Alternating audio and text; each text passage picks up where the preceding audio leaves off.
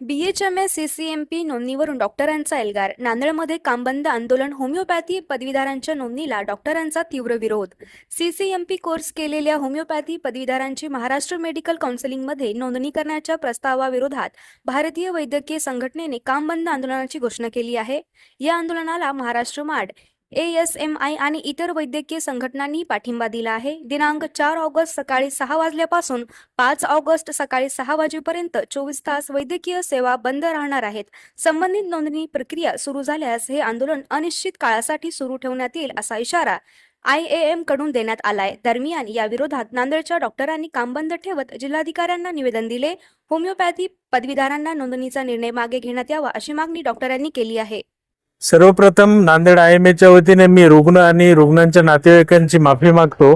खूप शॉर्ट नोटीसवरती आम्ही हा आजचा संप पुकारलेला आहे, कारण शासनाकडनं काल सायंकाळी 7 वाजल्यानंतर आम्हाला हे नोटिफिकेशन मिळालं की CCMP उत्तीर्ण होमिओपॅथिक डॉक्टरांना महाराष्ट्र मेडिकल काउन्सिलमध्ये MMC मध्ये रजिस्ट्रेशन देण्यासाठी त्यांनी आदेश काढले. आमच्याकडे वेळ कमी असल्यामुळे आम्ही इमर्जन्सीमध्ये हा संप पुकारलेला आहे आणि आमचा CCMP उत्तीर्ण डॉक्टरांना MMC मध्ये रजिस्ट्रेशन देण्यासाठी विरोध आहे. त्याची वेगवेगळी कारणं आहेत. मागच्या वेळेसही आम्ही शासनाला सांगितलं आणि त्यावरचे पर्यायी व्यवस्थाही आम्ही सुचवलेले आहेत. आणि मागच्या आठवड्यामध्ये वेळोवेळी झालेल्या मंत्री महोदयासोबतच्या मिटिंगांमध्ये सुद्धा आम्ही हे विषय व्यवस्थितरित्या हाताळण्याचा प्रयत्न केला, परंतु मंत्री महोदयाने कोर्टामध्ये केस प्रलंबित असताना सुद्धा काल आदेश पारित केल्यामुळे आमच्याकडे नाईलाजाने संप पुकारण्याशिवाय पर्याय राहिला नाही. आंदोलन करताय तरी सुद्धा शासनाने हा नियम का काढला? शासनाचा उद्देश हा चांगला आहे की ग्रामीण भागामध्ये रुग्णांना सेवा मिळावी. MBBS आणि त्याच्यावरील शिकलेले डॉक्टर ग्रामीण भागामध्ये जास्त सेवा देत नाहीत.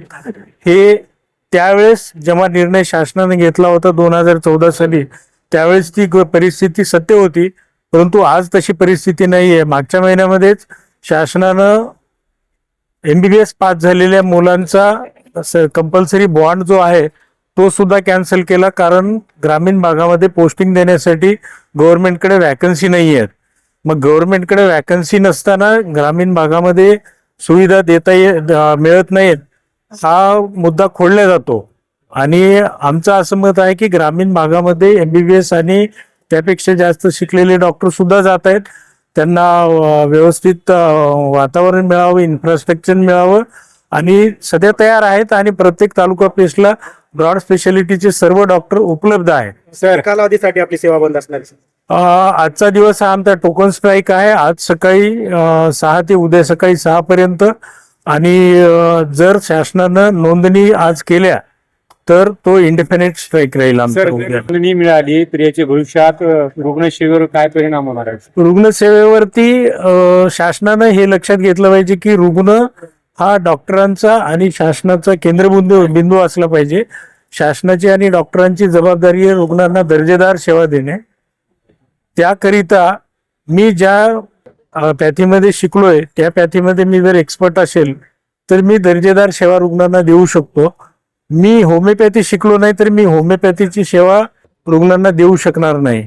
तसंच होमिओपॅथी शिकलेल्या डॉक्टरांनी ॲलोपॅथी न शिकता किंवा एक 6 महिन्याचा किंवा 1 वर्षाचा कोर्स जो 2 किंवा 3 आठवड्यामध्ये पूर्ण होतो, त्या कोर्सच्या आधारे सखोल ज्ञान प्राप्त न करता रुग्णांचा इलाज करणे ही धोक्याची घंटा आहे.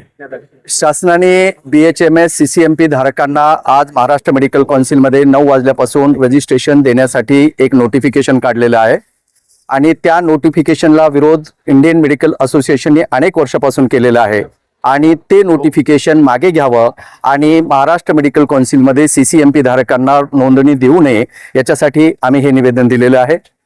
आपल्या देशामध्ये 4 पॅथी उपलब्ध आहेत. त्याच्यामध्ये ॲलोपॅथी, आयुर्वेदा, होमिओपॅथी, युनानी.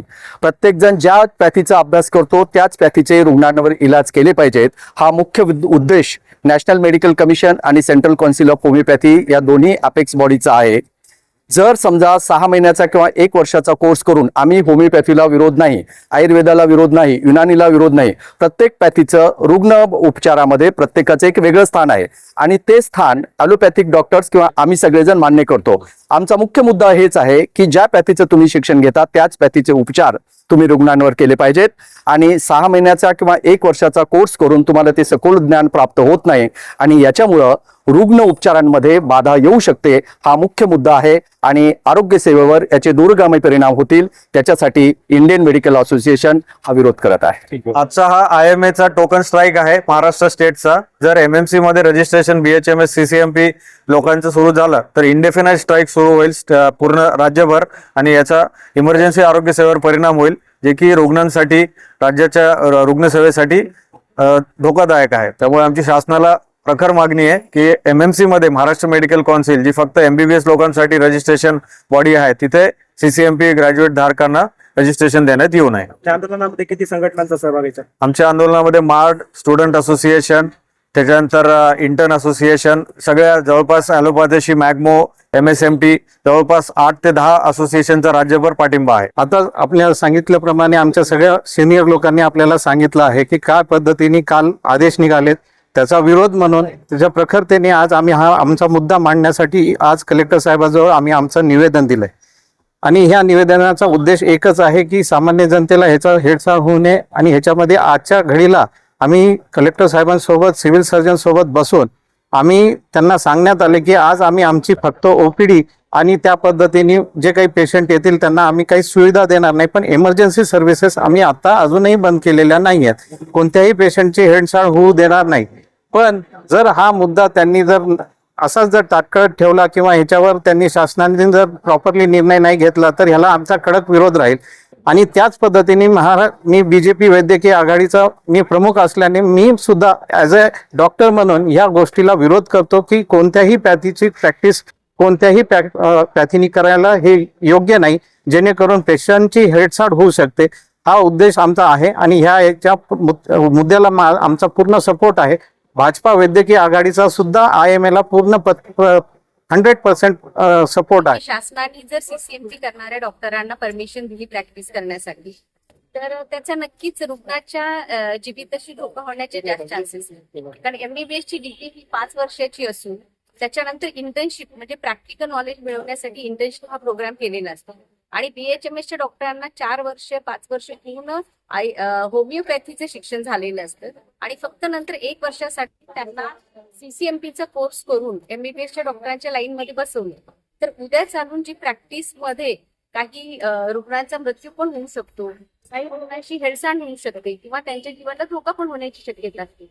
तर त्यामध्ये आपण फक्त त्या डॉक्टरांना जबाबदार नाही धरू शकत, कारण काय की हा निर्णय हा शासनाने घेतलेला आहे.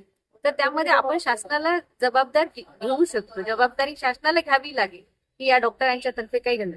पण शासन तसं करणार नाही, कारण ते परत डॉक्टरांना जबाबदार धरणार. म्हणून त्या डॉक्टरांचा देखील ह्या गोष्टीला बऱ्यापैकी विरोध आहे. म्हणजे CCMPची डॉक्टर्सांचं किंवा BHMS आलेल्या डॉक्टरांचे असं म्हणणं नाहीये की आम्हाला स्ट्रॉंगली MMCच्या थ्रू रजिस्ट्रेशन द्यावं.